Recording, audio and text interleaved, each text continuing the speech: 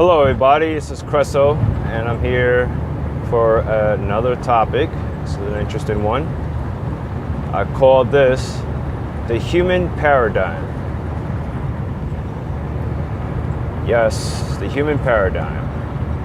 I'm gonna pretty much express my take on it as of being a human, even though I'm not of a human, but just my observation about life since the beginning of my journey here. But I'm just basically just going to be very open and very straightforward. You know, maybe some of you that's listening to this may not take it, maybe might be insulted, but I'm not here to please anybody. In fact, all my clips, I really do my best to inspire people, but you know, I do have a different take on certain things. Everybody has their own way of expressing themselves, but you know, I just want to share my feelings here to everybody, and a lot of people that listen to this, you may relate or understand, and some of you again may not understand or might be insulted. So if you're not able to deal with what I have to say about what it is to be human and the experience of it, then please skip this clip. Okay, you know, when I was a kid, when I was at the beginning of my journey on this planet, when I had a gut feeling, when I have a lot of things going on in me, when I knew that I didn't belong here, and I know probably a lot of you could relate to this, but when I felt deep down that I didn't belong here and I kept having this life, a life that I once knew inside, that it was a complete opposite of this world.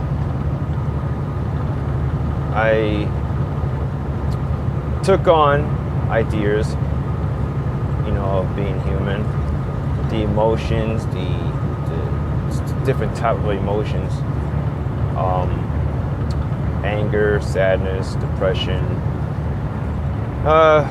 you know, different things, insulting somebody, all kinds of different feelings and stuff that seems to be different.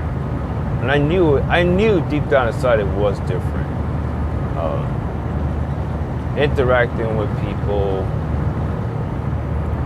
from grade school, growing up, and even to this day, you know, when I rediscover more and more who I am,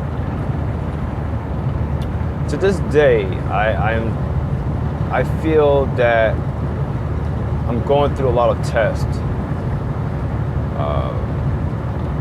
I'm still not the same person as I was before, as far as basically going through, let's say, for example, depression. I did take on a lot of anger issues because I've been harboring a lot of hurt from the past. A lot of different things I've been through, which a lot of you will relate. Been through different things. Different schools I've been through. Doing my best to make myself, you know, just doing what I can. Follow my heart, you know. The biggest passion I have, and that I rediscover why I chose to be here, is to inspire people. You know, for so long I didn't know who I was in a way, but I knew deep down inside. I mean, no matter what anybody told me, not even a religious person or whoever, I knew deep down inside I didn't belong here. I just wanted to leave this world for a very long time. Yes, I wanted to commit suicide many times. Obviously, I didn't. A lot of things I wanted to do. I had opportunities to hurt somebody physically, but I did it. I did it.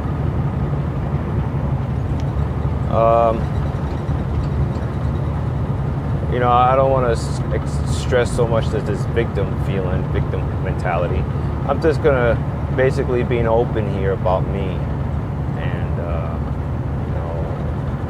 things I've been through is just as real. I'm just even though I'm not of this human body, I'm just basically just like everybody else. I learned more and more about being human is only an experience. It is. Sometimes I feel like it's a crazy experience. Sometimes I feel like, why does this human experience even exist? Because I feel for a very long time it is so twisted here in many, many ways. I observe myself, I observe people, I observe so many ideas that's been basically created by us. It's a lot, a lot of different things. And I'll get to that, why the human experience even exists. I will get to that. When I start realizing about myself and that I've been wanting to leave this world for so long, and in many ways I just wanted to leave.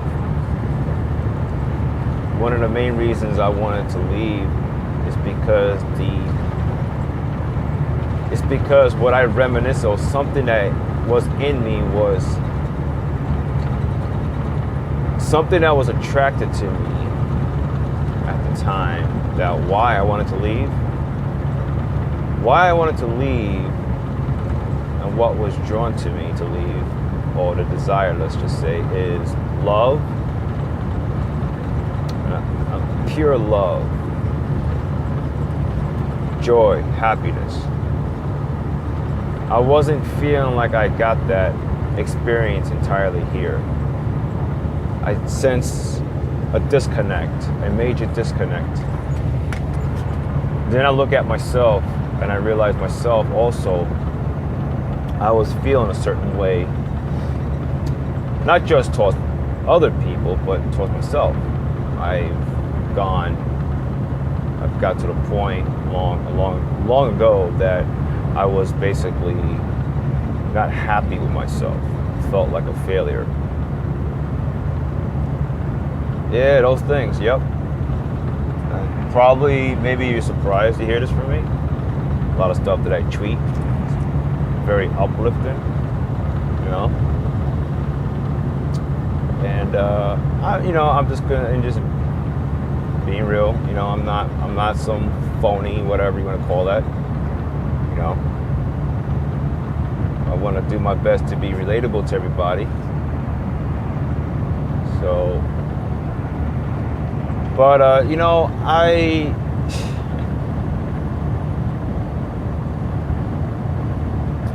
I'm going to give examples, what I observe, this whole human paradigm. And you're free, obviously, to disagree or agree, whatever. It's like, the thing I realized about the whole thing about being human is basically,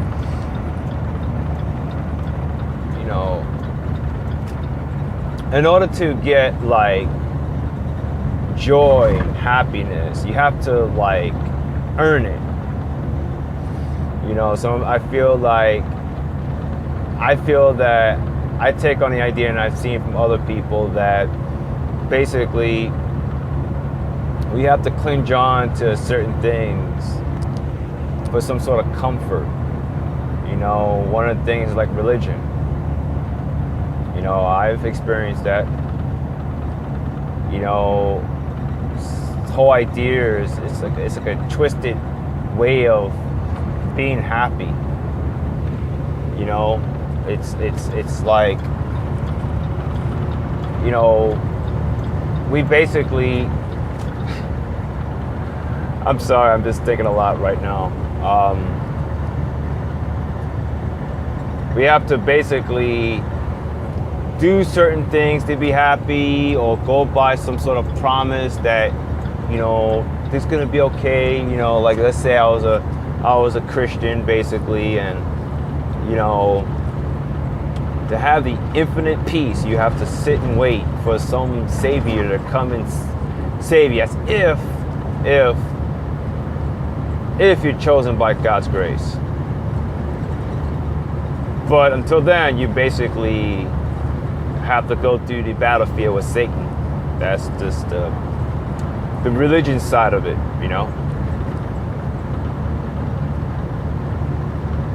And I'm like, I realized that that's not really true happiness. You have to sit there and wait.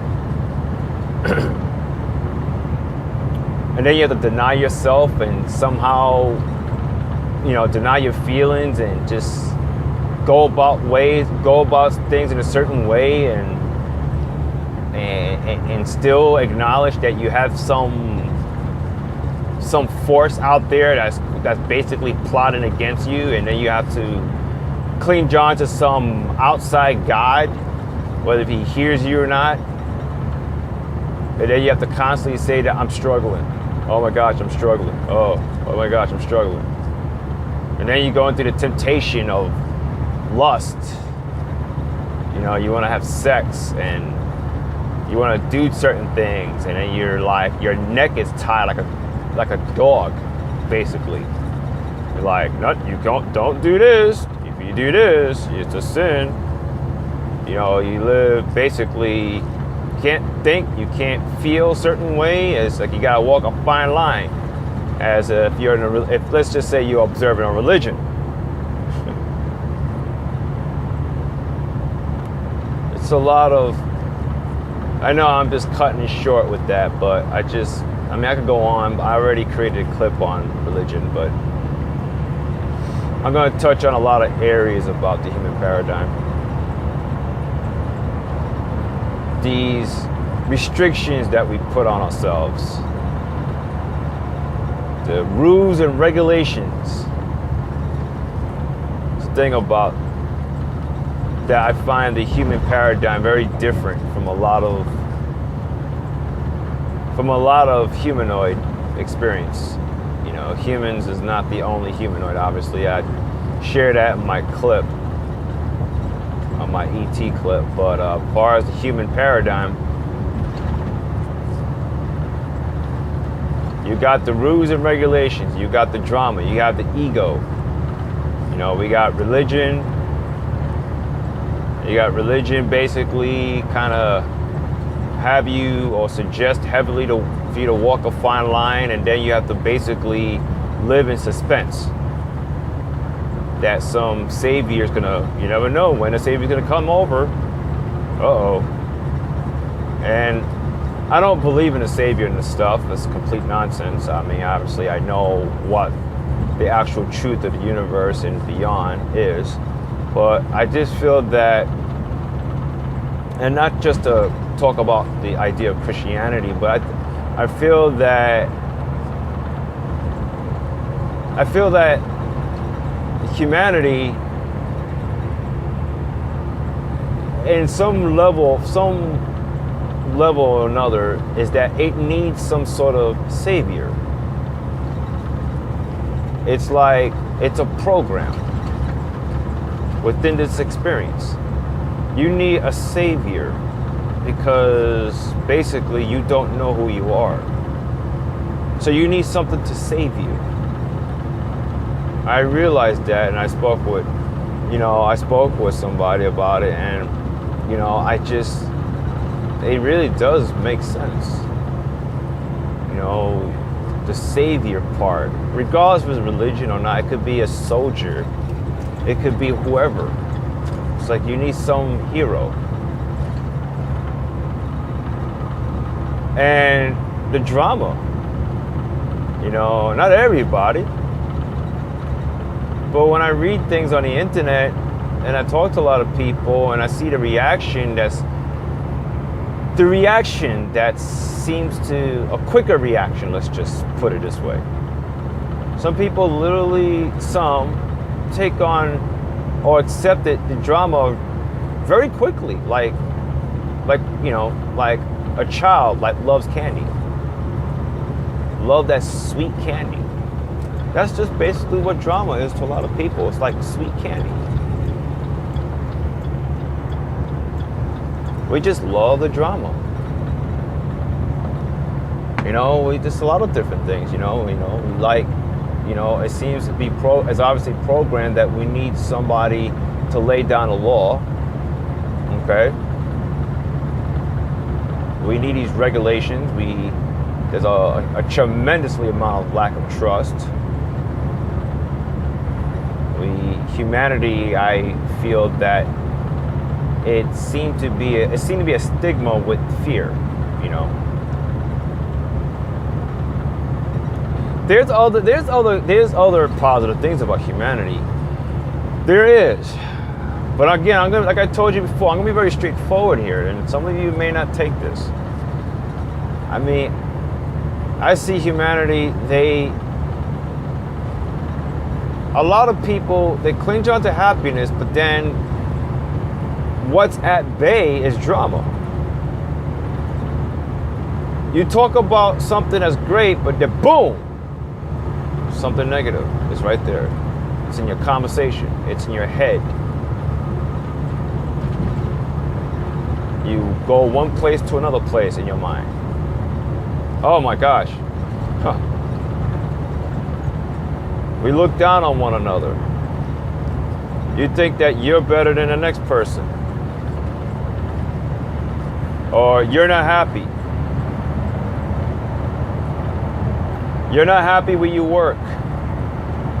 Because you're not happy where you work, you throw your energy, because you don't know who you really are, you just throw your energy at somebody else. Because why? You're not happy.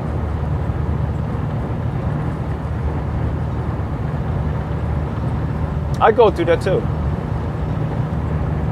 I put my frustration on somebody.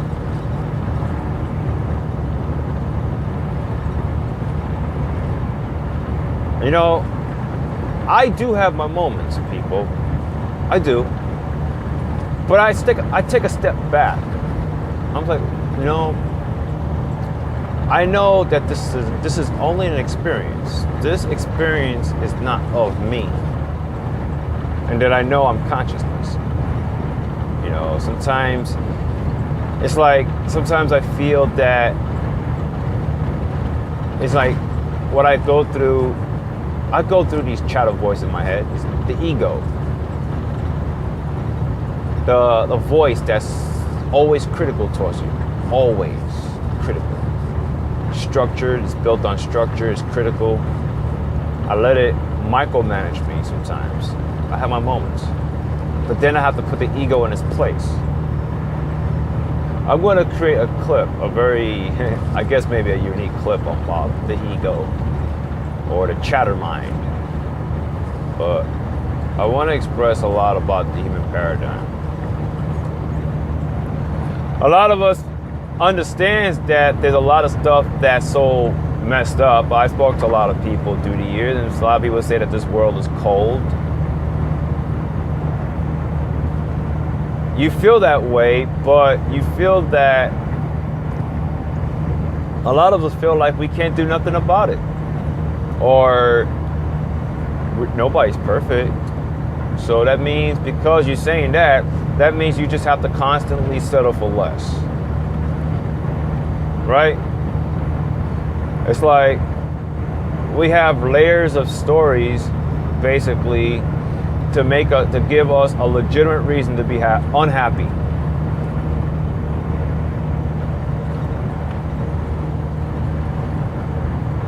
Then we got this underdog story. That's another thing about the human paradigm, the underdog story. We just think that because, we have to climb our way to the top. We have to climb our way to the top. And it's like, it's the story, It's the excitement. It's the drama. We all like that Rocky story. Gotta be the underdog. But if somebody claims to want to be the favorite, let's just say want to be that's already on the top. Oh, that person's very cocky. Who does he think? Who do he or she think she is? Whatever. Who do you think you are? You think you're all that? You can't always have it your way.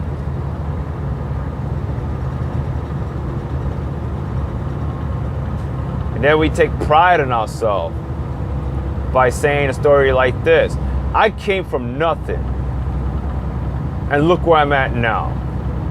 Let's just say you pretty much established, you're successful, all that, right? But the story is like the most compelling story that seemed to be the most, it seems to basically think that you're like you accomplished something. So you think that you have to start with a story that seems to be more of acceptable, like you come from the streets, let's just say, for example, you're poor, let's say you was dirt poor, right? You didn't have nothing, but now you do, but this makes you somebody that a lot of people look up to. That's another story of the human paradigm.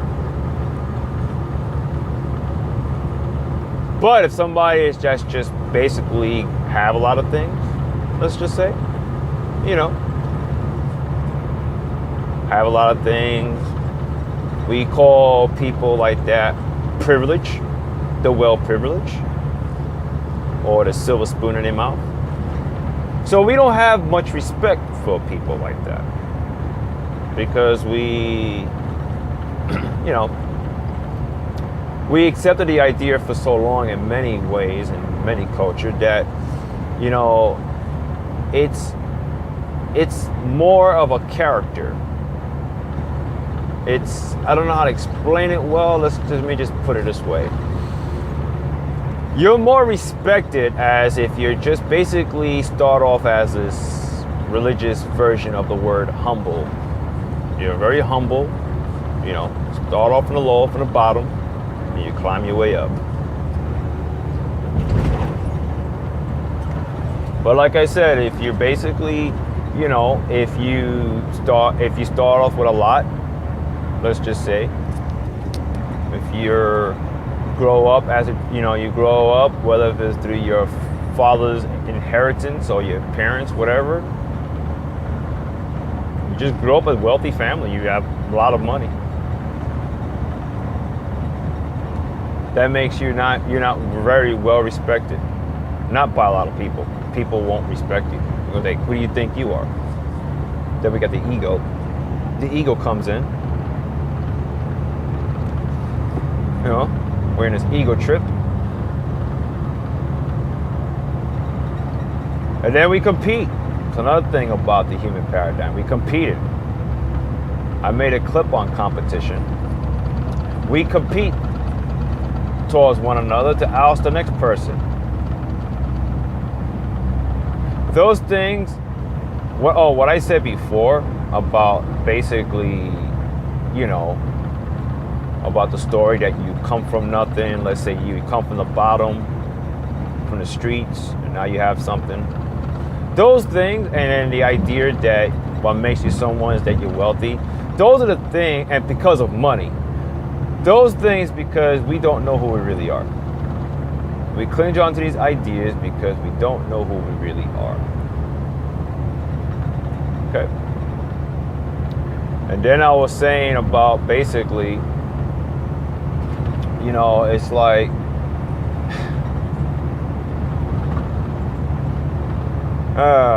just being loose here. I'm just talking, I do drive. As a lot of my recordings is I drive, and I think about myself. I think about a lot of people,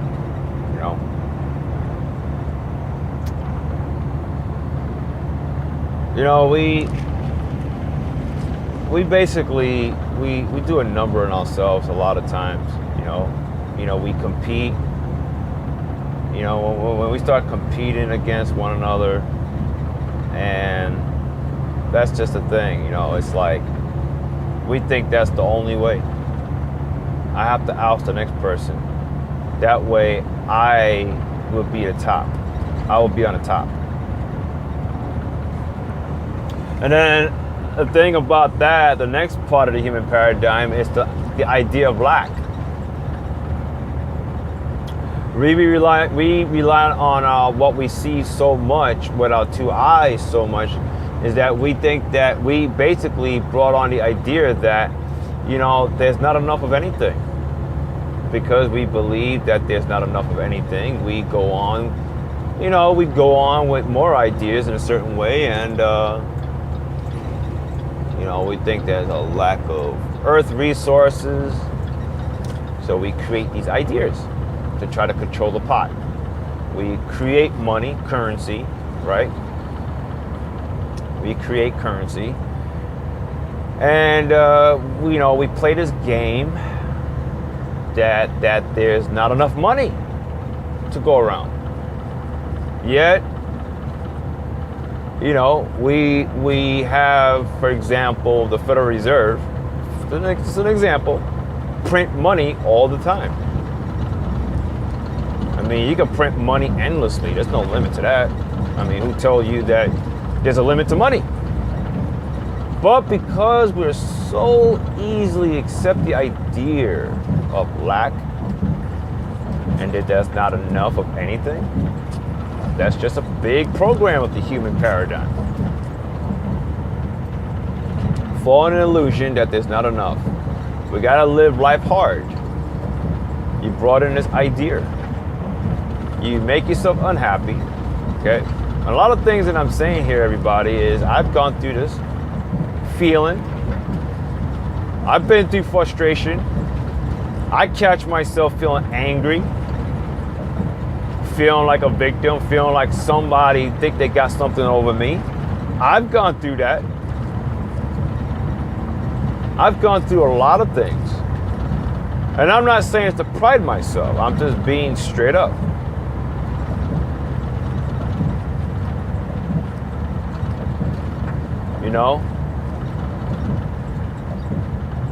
It's the experience. It's all the experience.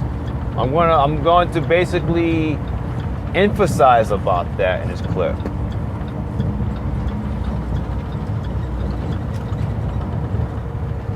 We accepted the idea there's lack, and we come up with ideas like, say, for example,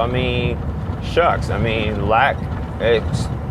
The idea of lack is like a spider, and it have all these legs. Oh my gosh! If you understand where I'm going, and see these things through spiritually, I tell you, the idea of lack that we created, it has so many legs that everything that you think, or the ideas that you basically support, that you think it's, it's acceptable, it's the way it is. It's like those things are holding you back. I'm gonna start off with this, like car insurance. The idea of insurance. Well, I like to start off with car insurance. Car insurance is a very limiting paradigm. It just suggests that there's not enough money. Okay? It connects to that. We do things unnecessary. We put a salary cap on ourselves, right? We created auto insurance, right? And then basically we create this law, right? That you basically have to have insurance. Okay, and if you don't have insurance, there's a fine, right? We created these things. Okay. And it's like the whole purpose of auto insurance is anything to do with your protection. It's basically suggests that there's not enough money. That person, right? Everybody do not have the money to pay for their car. Their car get into a wreck. You don't have the money, blah, blah. This is where they come in. This is where they come in. But then you have to pull their arms because the auto insurance basically have a lack mentality too, in a sense too, you know. And then you have lawyers and stuff. You got to fight for you. It's the whole fighting thing. It's the whole underdog. You're like the little person, right? You're the little people. You decide to be the little people, right? You got to fight the big man on top. It's the whole thing. You got a lawyer, right? Talks about all day, every night, these law firm commercials. I'm gonna fight for you. Get what you deserve. So because these are examples I'm talking about, because you think that you have to fight and basically, and in order to be deserving, you have to fight. And then you put a salary cap on yourselves, okay? You put a salary cap on yourself, okay? But then, what is stopping you? And I asked myself this question. What is stopping you to create a money that there's no limit? But when you say that to a lot of people think that's crazy. What do you mean? What do you mean? Oh man, I wish. Oh, that'd be great. Oh, that's a good number of people will respond like that. Not everybody, but a good number of people. Some religious people will say, oh no, that's a sin. If that was the case, nobody's going to turn to God. Everybody's going to turn away from God. Oh no, the money's the devil. You got that? And then, yeah, you got the people that just say, yeah, I wish. That'd be nice. But again, goes back to the point that I'm trying to say, that these ideas that we build is because we don't know who we really are. That's part of the human paradigm. We create limits. We create limits. We create limits. The underdog story, the drama. We think that there's nothing can be done.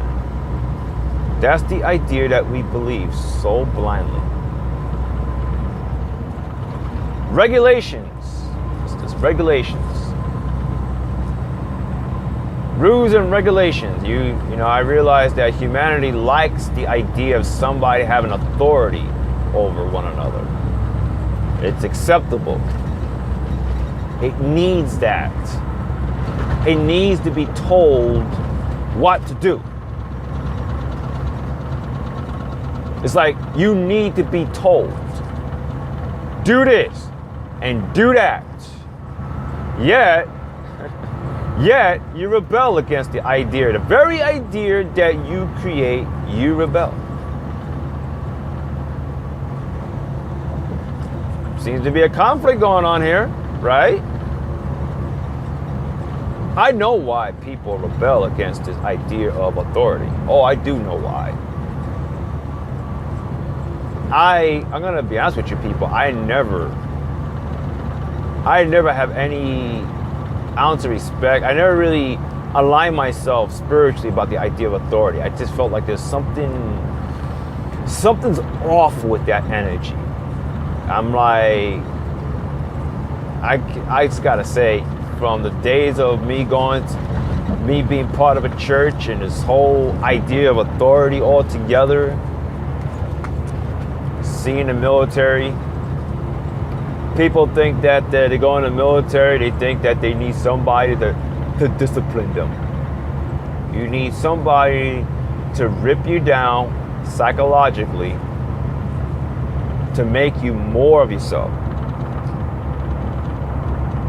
I find that very, very interesting. Guess it works for some people. I don't know. You need a drill sergeant to literally bop your forehead with his tip of his hat and scream at you from a down, just literally yell at you. You like that. Shave your head, right? You're not allowed to think. You're not allowed to go to the bathroom. You're not allowed to speak. This one makes you a better man and a better woman. Yet, when you go into the civilian world, okay, you have a problem shutting that mentality off. You find yourself acting like you're still in the military while you're in a civilian job. And then people are like wondering, dude, you're not in the military no more. What the heck? And some people are okay with that. But this is the thing that we create. You know? I mean, there's no peace of mind in the military whatsoever. You need someone to tell you, at ease. Relax, chill. You need someone to tell you that. We created the military because we just don't know who we are. You need somebody to tell you what to do. You need to be told. You need to spit shine your boots. You need to fight, defend. Always. Gotta be an alert. I created a clip on military. And don't get me wrong, I'm not knocking anything. I'm just basically talking about the human paradigm and the ideas that we create. It's all part of all this I'm saying so far, people, is all part of the package.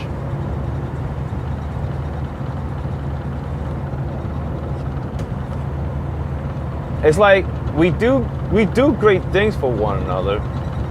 At the same time, there seems to be still a conflict going on. You know, when I find myself doing something great, when I do something great, I have this negative voice in my head about other people. I don't trust people. I have certain feelings. I'm still dragging stuff from the past. Yeah, a lot of you go through this. You know exactly what I'm talking about. You want to have a full peace of mind? A lot of us taking on this idea of yoga to relax the mind, body, and spirit. I have respect for that. But then when we're there, we have anxiety feelings.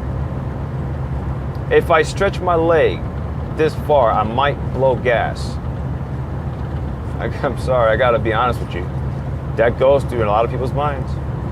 Oh my gosh, I don't know if I could be there because I look too fat. I don't know if I can wear these tights. You don't feel at ease until you have to fight your way, you have to force, you gotta scrunch your way in to do that. Just to be at a place for a nice, peaceful relax. You got that chatter voice in your head. And then you got people with their own stories about other people. See, everything is a combination. You know? I mean, we got family. We got parents. There are good relations with parents and there's some not.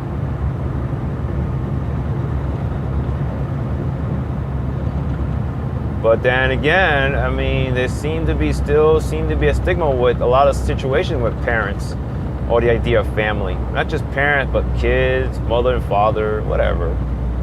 Seem to be a drama box there. If it's either with the in-laws or either you're dating somebody, either you're not getting along with your mother and father or vice versa, whatever goes on. But a lot of us accept these things because we think that's just life. And then we go through counseling, okay? Think that's gonna bring some comfort. And it's really, I mean, it helps, but you find yourself taking antidepressants, seeing a therapist every week, right? Every week, taking these nice little colorful pills. Hey, it helps you. All I'm saying, that's just part of the human paradigm.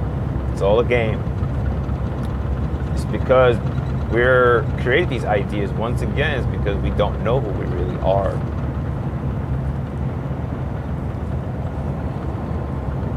So I covered so far with religion, military, the whole underdog story, the idea that we basically, created a salary cap of ourselves and thinking that there's not enough of anything. Competition. Touch a little bit on competition.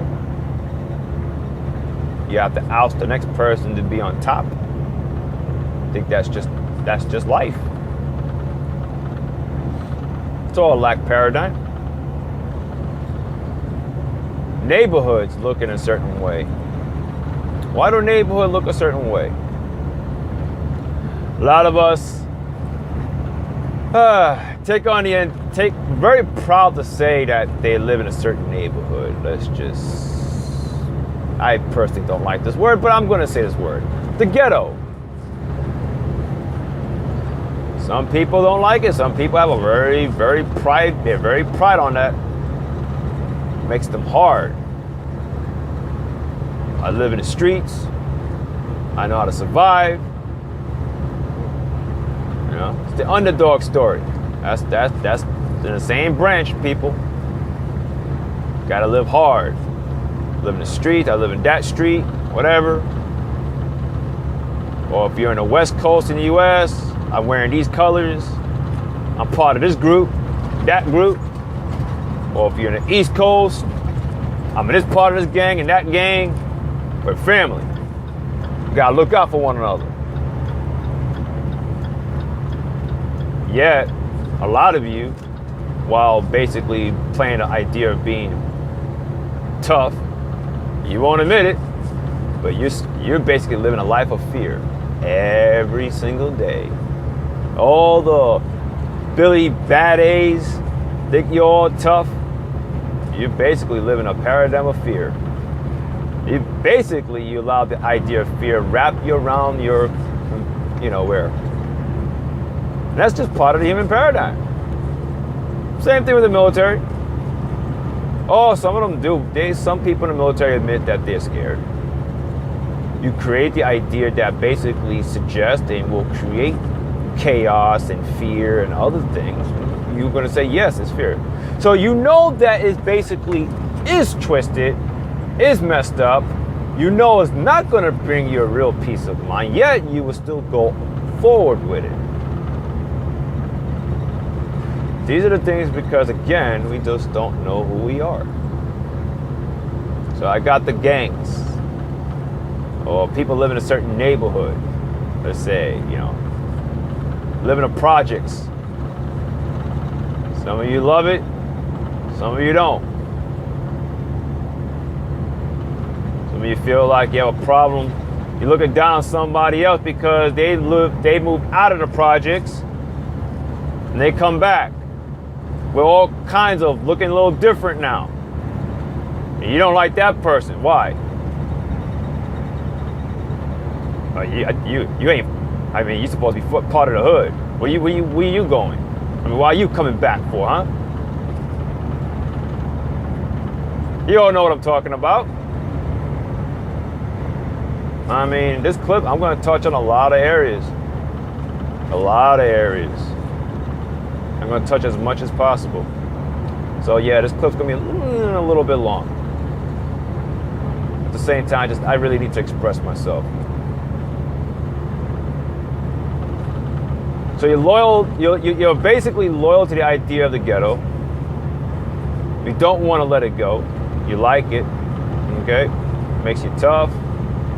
Even though it suggests basically living in a certain neighborhood suggests basically is poor, lack. Yep.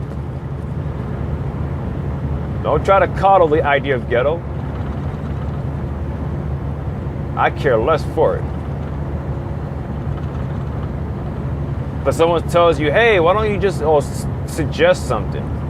Hey, why don't you move somewhere else? Oh, no, I don't want to move. I ain't moving there. My parents live here. My grandma live here. I'm going to be here. Okay. But not everybody thinks that way. Then you live in an apartment building. You know, you got a landlord basically don't want to turn on the heat during the wintertime, for example. This kind of touches down a little bit on money. They don't want to pay it because it costs a lot of money. A lot of us will still stay in these certain conditions because they don't have no other money to move. Then they're gonna fight. Then they take on his role, fight the power. Gotta fight the power. Gotta fight the man. Bring him to court. The whole drama. He ain't turning the heat on.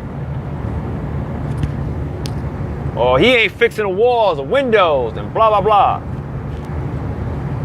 You know? There's many ideas if you open up. There's many ideas to basically shift yourself into something better. But, you know, again, you know, the thing with the human paradigm I learned, and again, not just about other people, but myself here, okay, is that looking at something or even thinking or remotely thinking that I could have something better too at this very moment is like practically impossible for the ego mind. For your head, it's impossible. You feel like there's no way I could get something better than where I'm at. There's no way. There's no way. You're not happy with your job? I mentioned that early. You're gonna stay there miserable, complain, making other people feel uneasy, throwing your energy out. People, it's a domino effect. Everybody work 9 to 5. Let's just say, not everybody, but a lot of people work 9 to 5. The rat race. Should have touched on that early. The rat race. It's like, wow, you know, it's like we all go to work at the same time, and then, you know, it's like school. When it's 4 o'clock, the bell rings, all the kids is running to go home. When it's 5 o'clock, everybody's flying into the freeway. That rush. We love that rush to go home. Got a rush to go home. I got like what? I got 5 hours before I go to sleep to go to work again for myself. To do the things that I enjoy. And some of you don't even have that time either because you created that way. I'm saying it because I feel that way. I have my moments too. It's that rush. You gotta rush home. It's the rat race, people. We create these jobs, we create these hours, we create these business hours that have to be 9 to 5. You think that that's just the way it is. You know? It's the rush. getting yourself into an accident because you're trying to cut one person off. Time is against